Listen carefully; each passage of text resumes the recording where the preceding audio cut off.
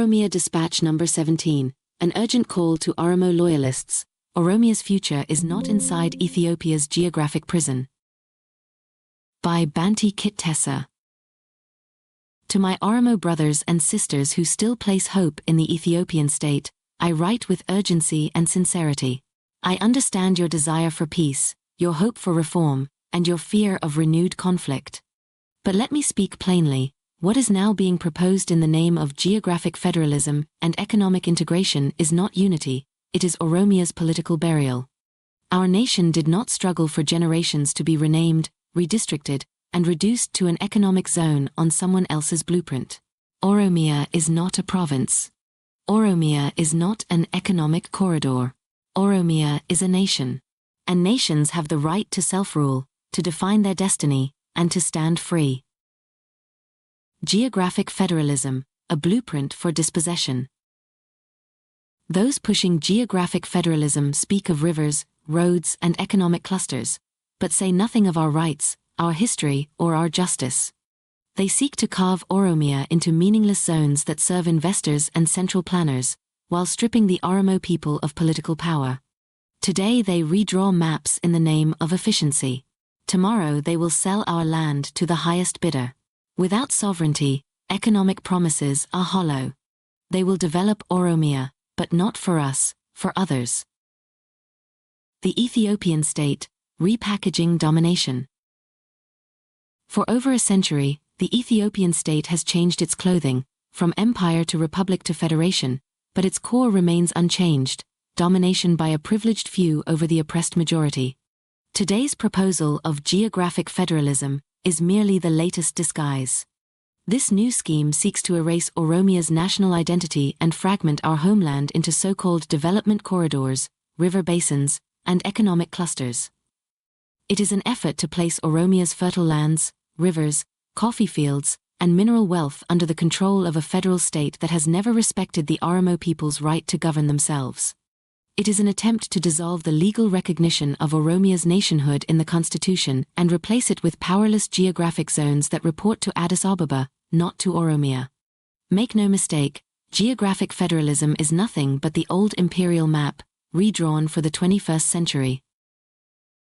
Even government surveys confirm the Oromo people's will.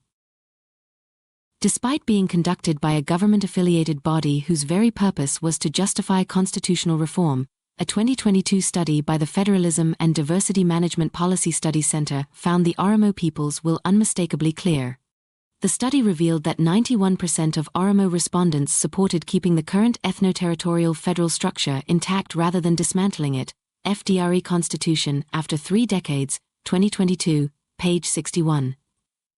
Oromo and Somali respondents strongly opposed removing Article 39, the constitutional provision guaranteeing the right to self-determination and secession. In fact, they expressed strong support for retaining this right, FDRE Constitution after 3 decades, 2022, pages 59 to 61. If even a biased government study could not conceal the Oromo people's demands, how much clearer must the truth be? Oromo loyalists in the Prosperity Party, in the federal bureaucracy and beyond, you cannot claim to represent the Oromo people while rejecting what 9 out of 10 Oromos have clearly and consistently demanded. Staying loyal to a sinking ship. Some of you argue that remaining in Ethiopia offers stability and economic opportunity. But I ask you to reflect honestly. Has the Ethiopian state protected Oromo children from poverty, violence, and displacement?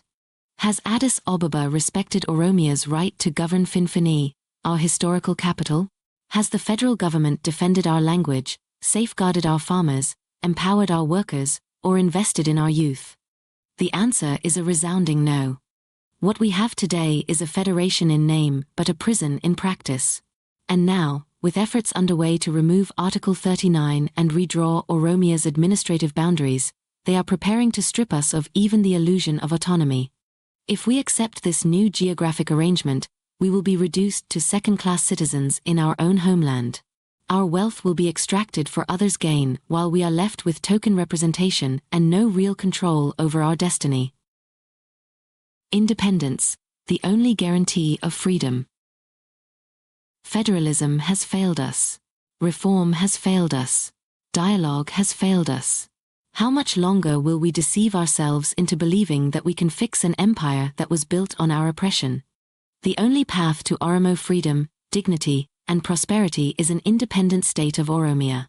In an independent Oromia, Afan Oromo will no longer be treated as a mere regional dialect but will serve as the language of government, commerce, and education.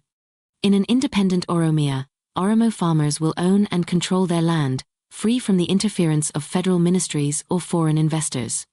In an independent Oromia, Finfini will finally be recognized as the capital of Oromia, not as a federal enclave surrounded by Oromo suffering. In an independent Oromia, the Oromo people will set their own foreign policy, establish their own economic priorities, and determine their own national destiny. This is not extremism. This is not isolationism. This is the right to self-determination, enshrined in international law through the United Nations Charter, 1945, Article 1-2, and the International Covenant on Civil and Political Rights, 1966, Article 1.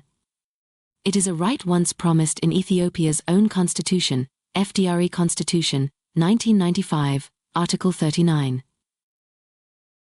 A final appeal to Oromo loyalists: choose your legacy.